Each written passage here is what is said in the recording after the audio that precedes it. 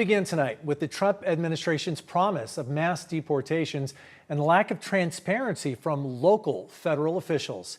Good evening and thank you for joining us. I'm Carlo Cicchetto. I'm Marcella Lee. CBS 8 has been trying to verify the number of immigrants arrested in ICE raids around San Diego County, but Immigration and Customs Enforcement is not releasing any numbers locally. CBS 8's David Govertson staked out the Otay Mesa Detention Center to see just how many undocumented immigrants were being brought in.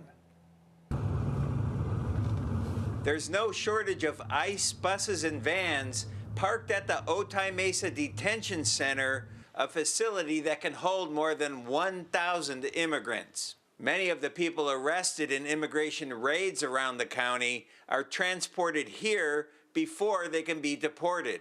The facility also is home to the DHS San Diego field office, which so far has declined to release local arrest numbers from recent immigration raids. I also reached out to ICE with no response. For the first couple of weeks, they were releasing daily numbers of the Trump administration. They were releasing daily numbers. So to me, that raises the question of why they're not doing that anymore.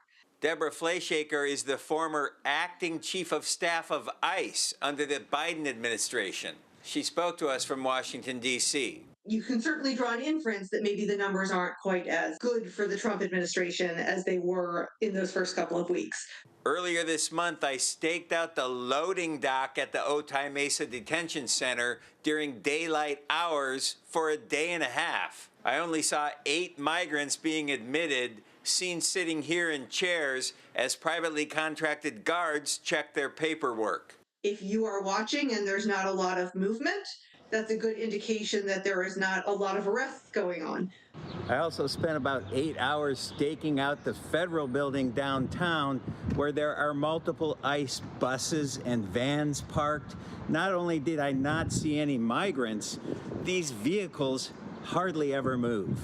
We are hearing reports that the president is angry that ICE is not meeting its daily arrest numbers.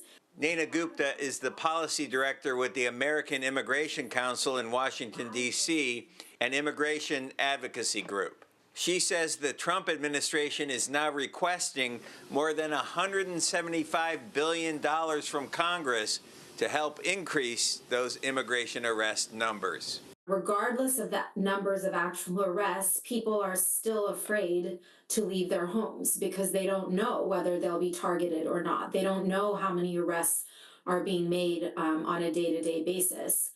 David Govertson, CBS 8.